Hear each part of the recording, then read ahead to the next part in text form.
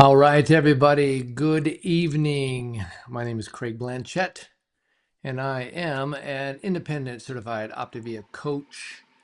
And it is my honor and privilege to bring this presentation to you tonight. The topic of tonight's talk is called Floundering, Flourishing, and Food. And it all comes from element 16 of Dr. A's life book. It's actually your life book written by Dr. A. This is a little couple of before pictures with the chunky monkey Craig here. Both of these, a little bit too much Craig and not nearly enough hair, clearly. But this is me today, and this is kind of where I've been living for the last 15 years. And prior to getting overweight, I was in pretty good shape as an athlete. And then it switched, gained about 50 pounds. And through the discoveries and the information that I learned through Optavia, about blood sugar and really from Dr. A, utilizing new tools and new mindsets, I was able to take that weight off. And through the ongoing training, I've been able to keep that weight off and navigate that ever since. So this is me today as an optimist. That's a optimist that works with Optavia. Optivist, pretty cute, huh? Tonight, I want you to buckle up because it's going to get a little spicy in here. This idea that I was talking with a few people earlier today about the topic, because I talk about these topics and the process of finally like getting over the barrier and just realizing that being and getting and being and staying in a healthy body is a never ending battle. It's not going to get easy one day. The trouble is, you're as you know more, you also age. And so things are constantly changing. And so I wonder sometimes for some of the folks that I work with, and I know some of you are saying this to yourselves, how come I can't get this? How come I can't get it? And so um, tonight I'm going to shoot pretty straight with you.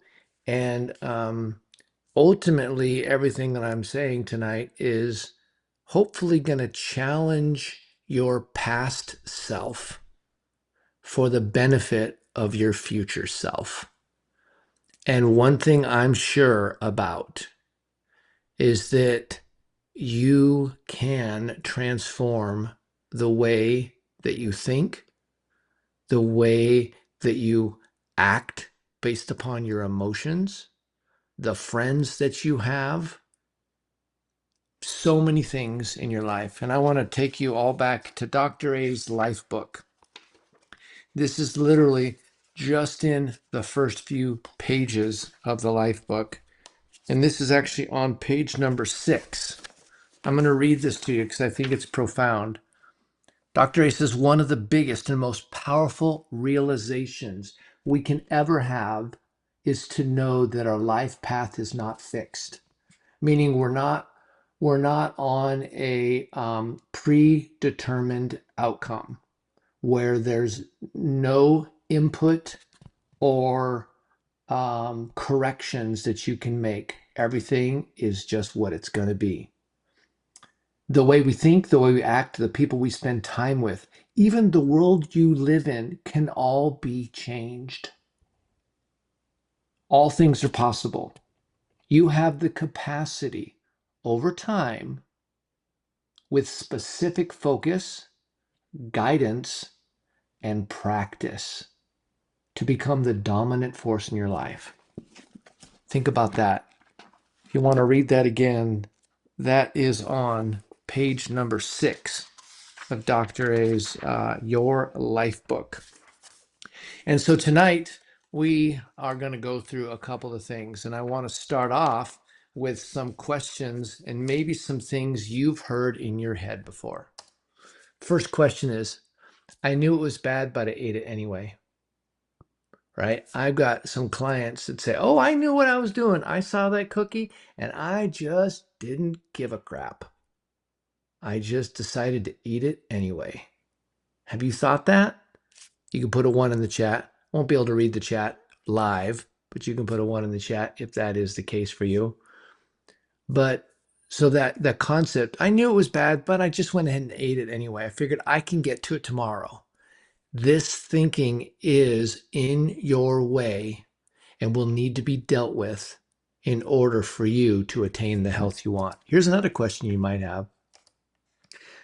You go and you buy something and you say, maybe there's some snacks or some fruit by the foot, some fruit roll-ups, some gummy bears, some crackers, some of those peanut butter crackers, some Nutter Butters, some Oreos, maybe some ice cream. Oh, we just want to have it on hand in case the grandkids stop by.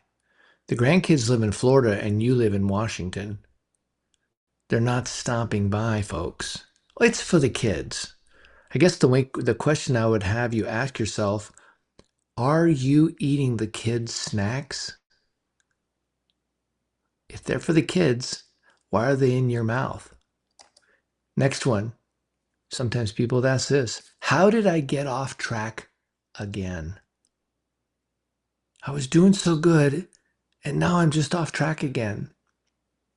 So if you answered yes, you've heard these voices in your head. We're going to talk about that tonight. This comes from Dr. A's Your Life book, and this is going to be in Element 16, dealing with addictive food. So we're going to explore the danger of addictive food because there are some biological propensities that you can, when certain people eat certain types of food, we'll talk about what those are, their brain is neurologically wired to be very susceptible. It lights up like a Christmas tree. And then there's certain people that don't. It's probably about 20% of the population. So 80% doesn't, but 20% does. And so we're going to give you a little assessment later, and we're going to show you what that looks like. So this is the susceptibility quiz. It is on, it starts on page 322. So what I want to have you do is, if you have your life book close by, grab it, open it up, page 322. While those guys are grabbing it, if you don't have a life book or you can't find it, maybe it's under some 2 inches of dust, or maybe it's out in the garage. Who knows?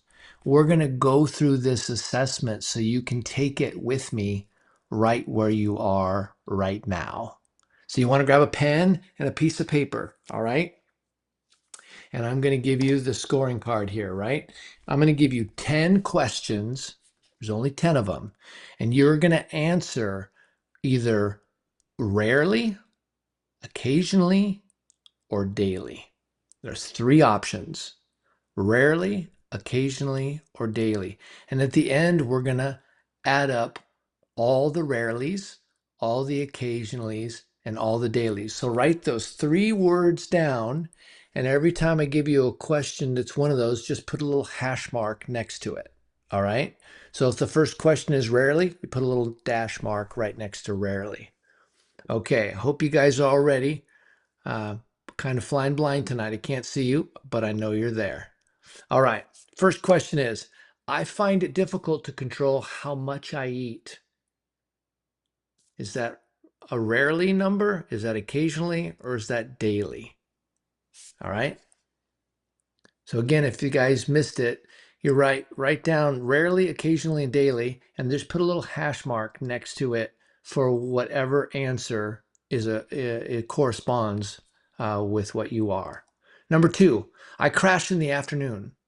I have trouble waking up in the morning. So I crash in the afternoon, and when I wake up in the morning, I'm still sleepy and groggy. Rarely, occasionally, or daily. I have cravings for specific foods. It's like, I just really want that. I need that. I suffer from moodiness, headaches, or fogginess. Again, rarely, occasionally, or daily. Number 5, when I only eat a moderate amount of food, I'm not satisfied. I have to overeat to feel satisfied. All right, there's your first 5. Our second 5, ready?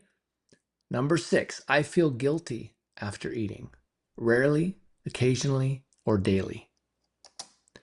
I spent a considerable amount of time thinking about food. Spent, spend, either one. Number 8, I eat even if I'm not hungry because I crave a food. Number 9, I eat large amounts of food and feel powerless to stop. Number 10, I crave carbohydrates like pasta, bread, white rice, or desserts. All right, you guys. So now we're going to score all the, we're going to count up all your hashtags. So count up all of your rarelies, all of your moderates, and all of your, all your rarelies, occasionalies, and dailies. And this is the scoring system. If you have 6 or less, you're low susceptibility, right? Your moderate susceptibility, if you have, again, what is it? It is moderate susceptibility is 6 as well. If you have less than 6 in the occasional, and the high susceptibility is if you have 6 or more that are in the high susceptibility. That's the dailies. So low susceptibility is 6 or less rarely. Moderate susceptibility is 6 or less on occasionally. And high susceptibility is 6 or less in the daily. Maybe that's greater than. Anyway, so now you can score it up and you can tell yourself, what's that going to tell you with this is a couple of things. It's going to tell you if you have that brain wiring that doesn't mean it's an excuse to eat poorly. What it does mean is that you're going to want to consider any of the white flour or sugar. And because if you're in a highly susceptibility, you will never benefit yourself from eating those things. They will harm you deeply. And that's just the cards you're dealt. Many of you know I was born with a birth defect. Guess what? I'm short. That's just the cards I'm dealt. Suck it up and have an awesome life. All right? So, high susceptibility, suck it up and have an awesome life. All right? So here we got the things. These are the big dangers. Food addiction, especially sugar and processed foods that contain flour, is one of the most socially acceptable yet silently destructive behaviors in our culture today. You notice the color of these powders? Very similar to this color of powder. They have similar responses in the brain. Sugar, flour, all of them are white powders. Thought that was very interesting. You might consider, is it okay to have a little cocaine? I don't know. Flour can be detrimental to your health, especially if you're in the high susceptibility category. Same with refined sugar. So what this does, there was one study that rats were exposed to a lever that they could push before a highly sugary food was released into a trough, right? The highly susceptible group, that was a third of these rats, they loved the lever and would continually hit it even before the food was released.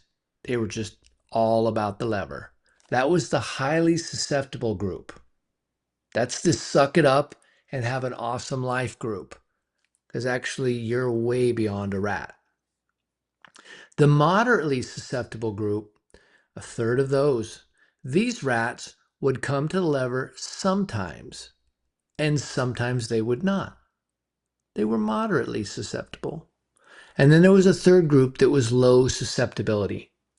And these was another third of the rats would only come and they would only push it when the food showed up.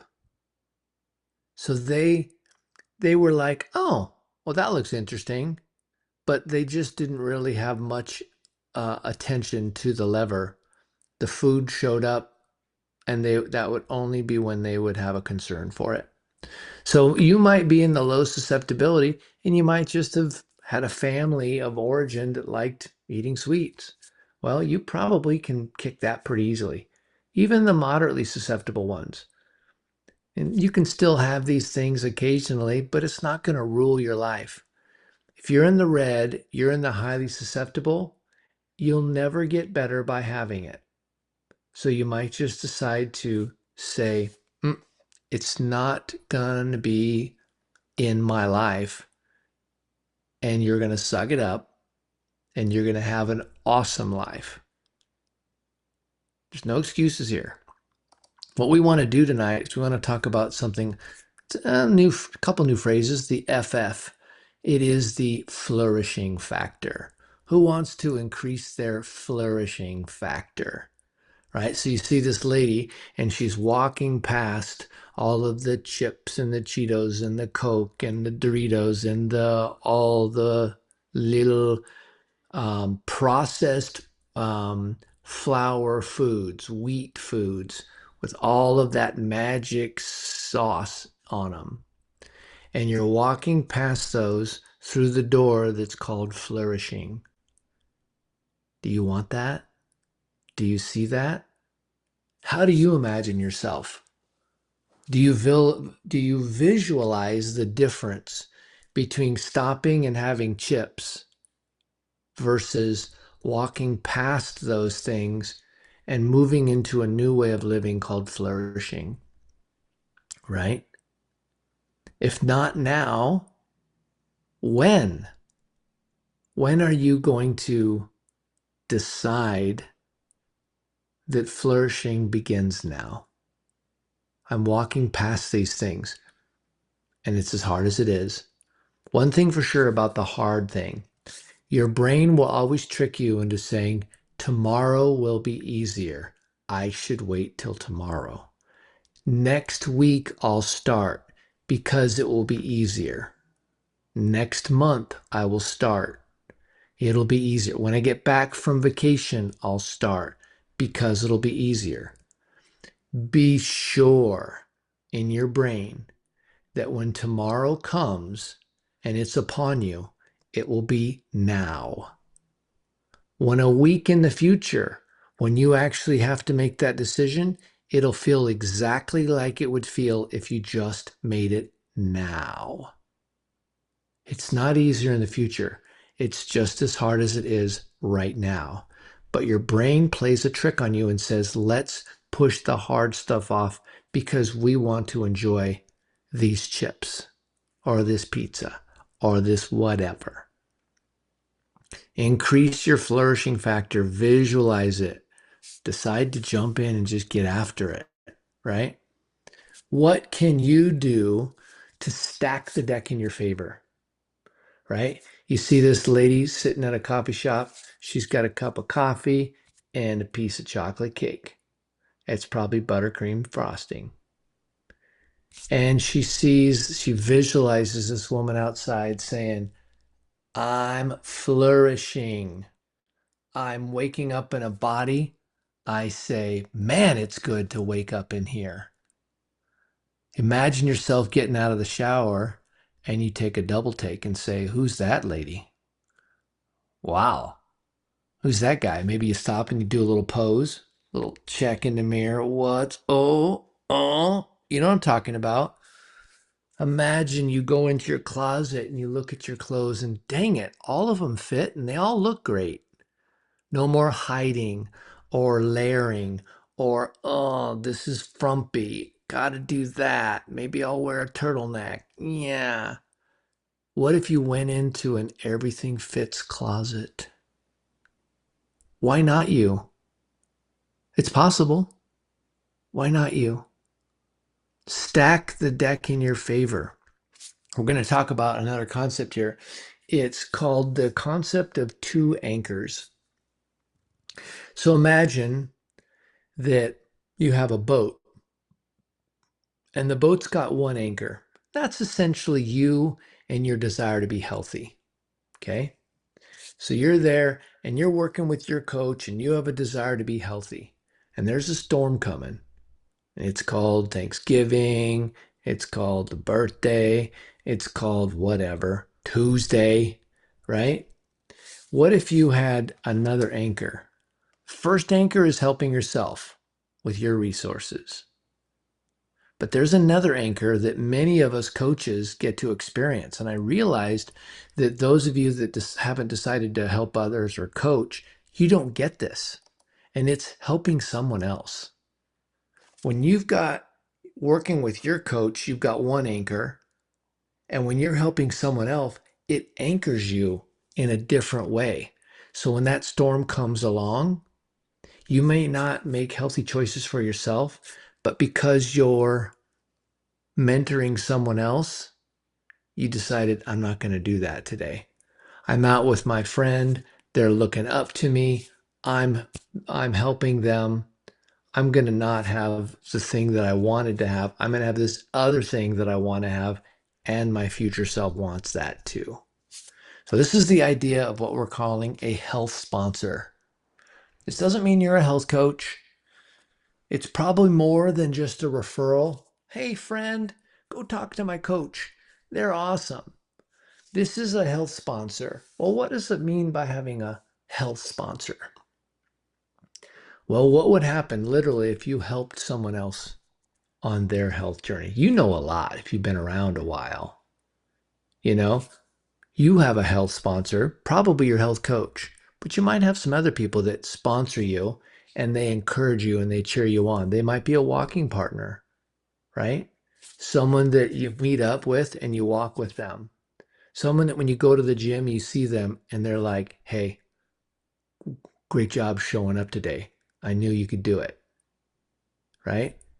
So a health sponsor could be a referral, but I think a health sponsor is something even more important than that.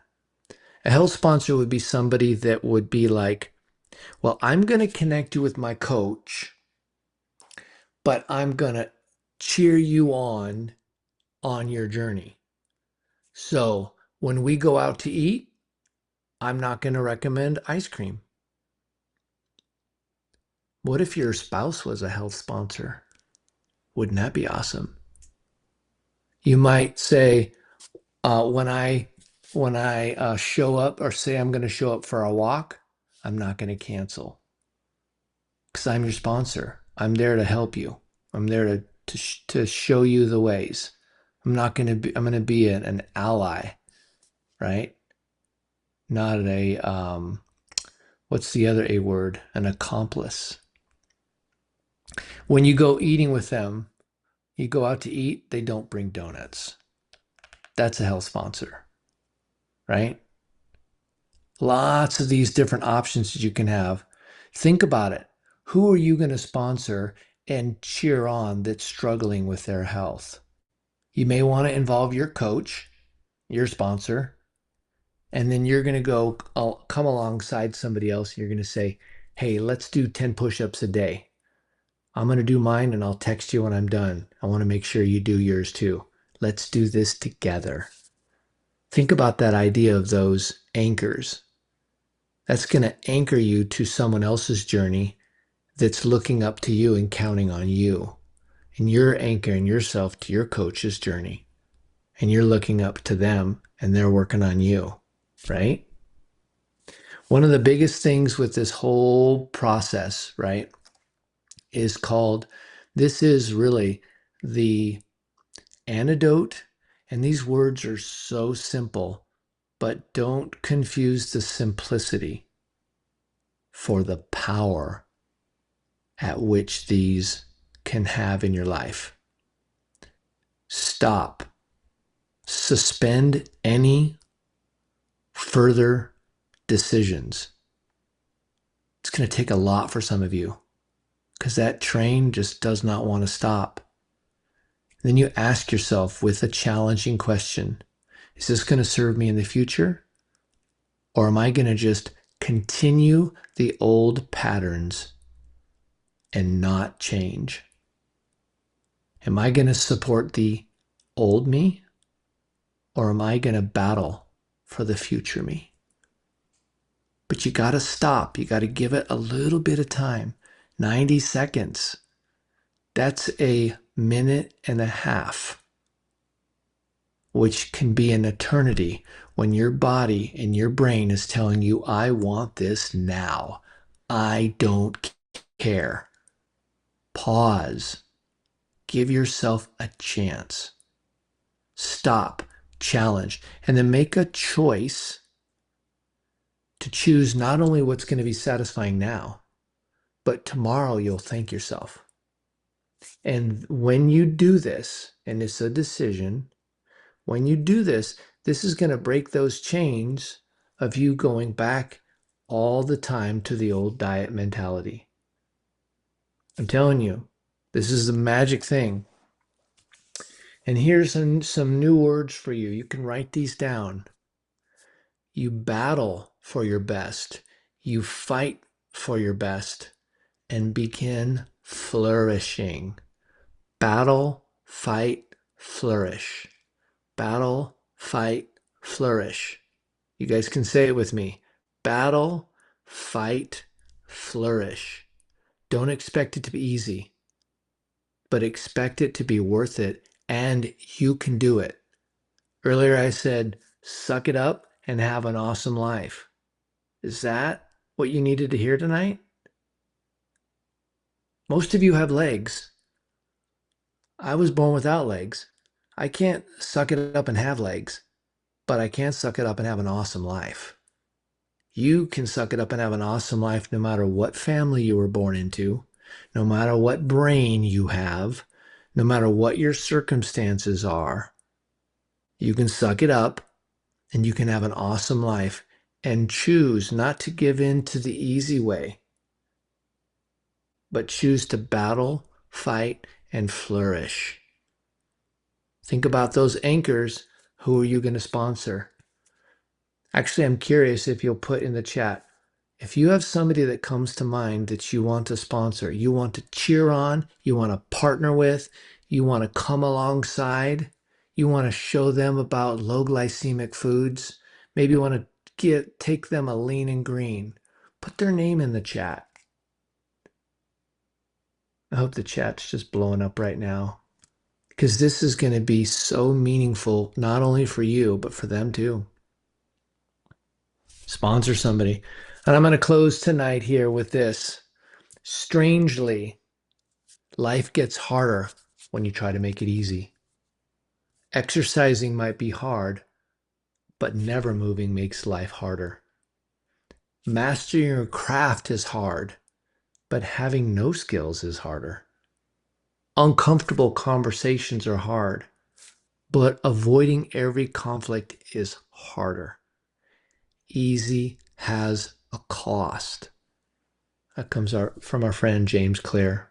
So I hope you've enjoyed this talk tonight, and I hope you will join us next week for Let's Talk. We're going to take it back to the Health Pros Live Q&A. That's coming up on the 28th. So join us next week for our Health Pros Live. And my name is Craig Blanchett, and it's been my privilege to share with you tonight. Thank you, everybody.